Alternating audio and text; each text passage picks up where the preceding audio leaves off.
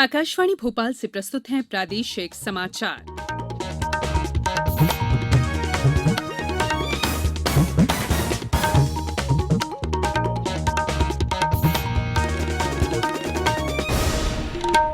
नमस्कार, समाचारों के साथ मैं संयुक्ता बैनर्जी। पहले मुख्य समाचार।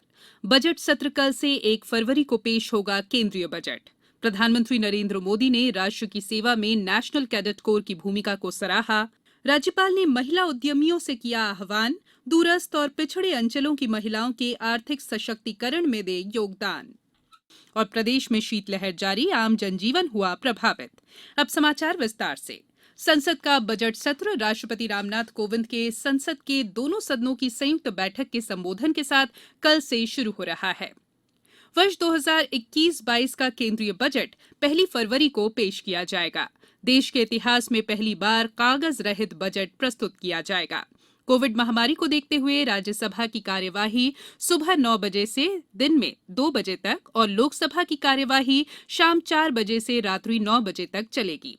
बजट सत्र का पहला हिस्सा 15 फरवरी को संपन्न होगा, जिसमें 12 बैठकें होंगी। बजट सत्र का दूसरा हिस्सा 8 मार्च से 8 अप्रैल तक चलेगा और उसमें 21 बैठकें होंगी। सरकार ने लोकसभा और राज्यसभा में सुचारू कार्यवाही को सुनिश्चित करने के लिए सभी राजनीतिक दलों के सहयोग के लिए शनिवार को सर्वदलीय बैठक बुलाई है।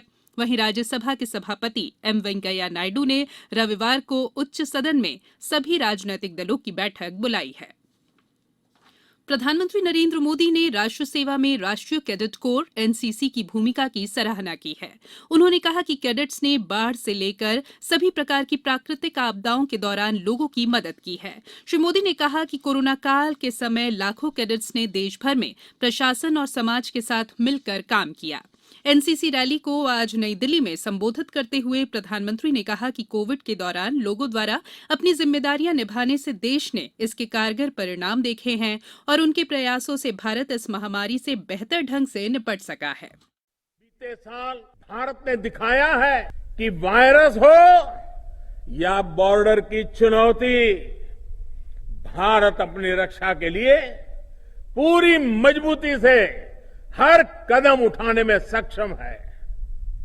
वैक्सीन का सुरक्षा कवच हो या फिर भारत को चुनौती देने वालों के इरादों को आधुनिक मिसाइल से ध्वस्त करना, भारत हर मोर्चे पर समर्थ है।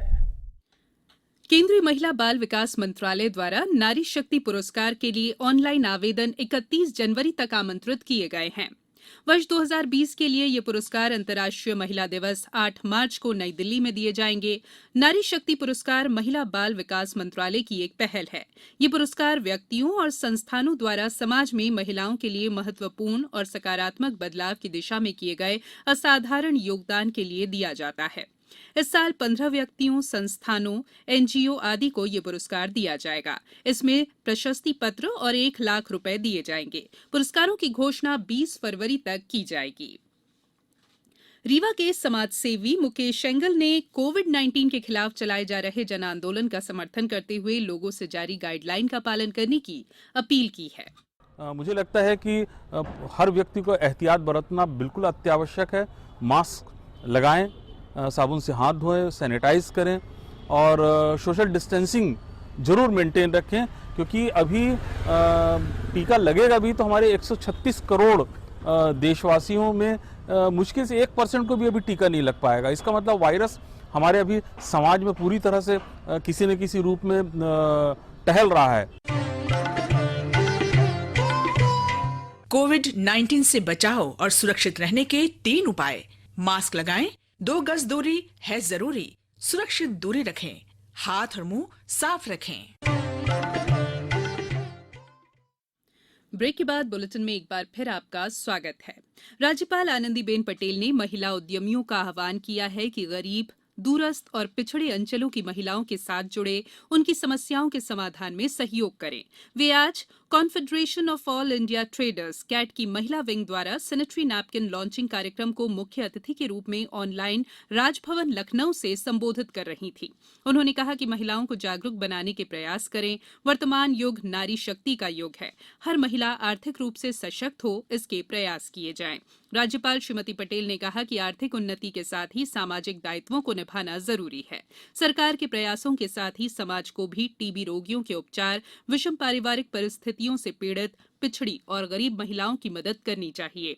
उन्होंने स्कूलों में पढ़ने वाली बालिकाओं के लिए सैनिटरी नैपकिन रियायती दर पर उपलब्ध करवाने की जरूरत भी बताई। अब बात मौसम की। उत्तर भारत से आ रही बर्फीली हवाओं और मौसम शुष्क होने से प्रदेश में शीतलहर चल रही है।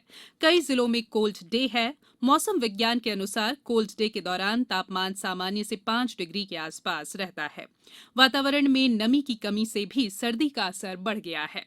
आज राजधानी भोपाल में सुबह से चमकीली धूप निकली, लेकिन तापमान में मामूली उतार चढ़ाव आया। उधर हमारे खंडवा संवाददाता ने बताया है कि मौसम में अचानक बदलाव के चलते खंडवा जिले में आज फिर ठंड तेज हो गई है। शिवपुरी जिले में इस समय सर्द हवाओं के कारण ठंड का असर बढ़ गया है। आज दिन का न्यूनतम तापमान 4 डिग्री सेल्सियस दर्ज किया गया। 2 दिन से सर्दी का दौर बढ़ने से जनजीवन प्रभावित हुआ है।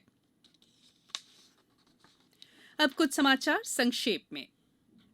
सीहोर के कलेक्ट्रेट सभाकक्ष में आज सांसद और जिला विकास समन्वय और निगरानी समिति के अध्यक्ष रमाकांत भार्गव की अध्यक्षता में बैठक आयोजित की गई।